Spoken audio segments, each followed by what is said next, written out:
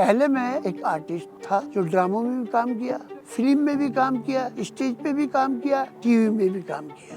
अब जो है मैं रेस्टोरेंट पे काम कर। चाहे अगर शम्मा तो जल सकती है और कश्ती हद तूफान से निकल सकती है और मायूस ना हो, अपने इरादे ना बदल, तकदीर किसी वक्त बदल सकती है। मुश्किल तो बहुत है ये, हर आदमी नहीं कर सकता, करने वाला ही करता है।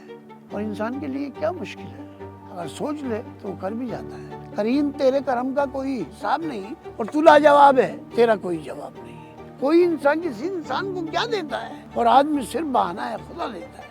बच्चों के लिए करना पड़ता है भाई, कोई चोरी नहीं, कोई डकैती नहीं, अपनी मेहनत करते हैं और अपनी मेहनत से अल्लाह पाक जो भी चाहे जीते, वो बेनियाज है। मेरी एज इस वक्त कम से कम 60 साल की तो होगी और नाम मेरा मोहम्मद अली शेख है। मैं PIB कॉलोनी में रहता हूँ और मीरपुर खास में मैं पैदा हुआ था। अभी आओ के रात ढलती है और जिंदगी करवटें बदलती है और दिल जलाता हूँ मैं जुदाई में, सब ये कहते हैं शम्मा जलाती है। जब मेरी शादी हो गई तो मैं 2 काम जानता था बस, एक अदाकारी का और एक कव्वाली का।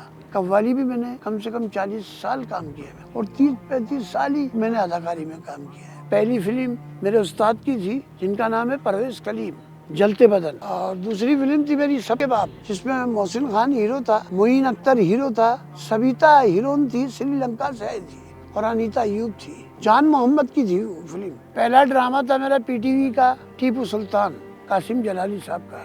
तो उसमें मैं नवाब अरकाट का सिपह सालार का किरदार कर रहा था। अल्लाह का एहसान है कि हर किरदार को मैं पहचानता हूँ। मैंने टीपू सुल्तान का भी किरदार किया है, मोहम्मद बिन कासिम का भी किया है, अकबर आजम का भी किया है, शहजादे सलीम का भी किया है, मिर्जा गालिब का भी किया है। आर्ट काउंसिल में मुझे अवार्ड मिला, जी हाँ, चंगेज खान पर।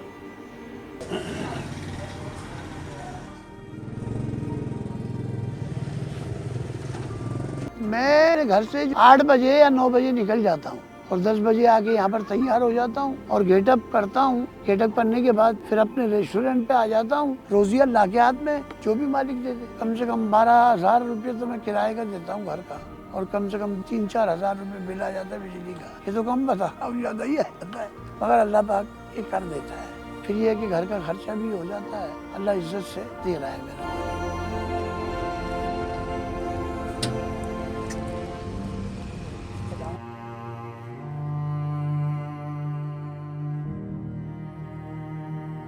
ये अल्लाह का करम है, एहसान है मेरे मालिक का। बहुत ही पसंद करते हैं, लेडीज भी पसंद करती है। हमारी माँ बहन बेटियाँ जो आती हैं तो हम उनके मुताबिक सुनाते हैं। अगर बेटियाँ हैं तो बेटियों की तारीफ करनी पड़ती है और वो तारीफ के काबिल होती है। बेटी क्या फूल है जिसमें खुशबू ना हो, वो शाख क्या शाख के जिसपे तितलियां ना हो, और वो घर भी क्या घर है जिनमें इन जैसी बेटियाँ ना हो।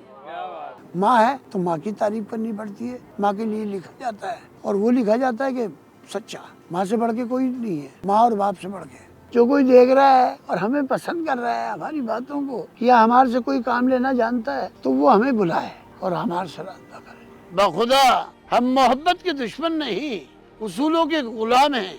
अनारकली सलीम तुम्हें मरने न देगा और हम तुम्हें जिंदा रहने न देंगे। ये तेरी बेखौफ मोहब्बत, ये अंदाज़े बयां हमारे इनाम के मुस्तहिक है। अनारकली दरोगान जिंदान, इस गुस्ताख को ले जाओ और कैद खाने के अंधेरों में गर्क कर दो। तुम्हारी मौजूदगी नाफरमानी की दलील है सलीम। अनारकली कैद कली गई और मैं देखता रहा। और तुम कर भी क्या सकते थे? एक अजीम शहंशाह के सामने एक तन्हा और एक बेबस इंसान कर भी क्या सकता है? तुम एक मामूली कलीज के लिए अपने बाप के मुंह आते हो। अनारकली कोई मामूली कलीज नहीं, सलीम की आरज़ू है। अगर तुम्हारी आरज़ू एक मामूली बांदी और एक दाशी है तो ताउम्र जब्त करना होगा। जावेद कायम साहब ने मुझे सिले मांगा था कि जिंदगी मेरी हो, उसके मालिक का दिल मेरा हो, उसकी धड़कन बाप का कब्जा। तुम्हारी जिंदगी हमारा फर्ज है सलीम। आप मेरा फर्ज निभाने के लिए मुझे मेरा नागल लौटा दिए। शेखू अनारकली तुम्हारे काबिल नहीं बेटा। आखिर क्यों? तुम हिंदुस्तान के आने वाले शहंशाह, वो एक मामूली कलीज। आप हिंदुस्तान के अकबर आजम बन के ना सोचे, एक लाडले बेटे के बाप बन के सोचे। आपका ना कनी कनी सदर नहीं आएगी। शेखू तुम्हारा बाप हिंदुस्तान की तकदीर नहीं बदल सकता। तकदीर बदल जाती है, जमाना बदल जाता है, मुगलों की तारीख बदल जाती है, और इंसान जो मोहब्बत का दामन पकड़े हो वो कभी नहीं बदलता। तुझे बदलना होगा, तुझे बदलना होगा, तुझे बदलना होगा,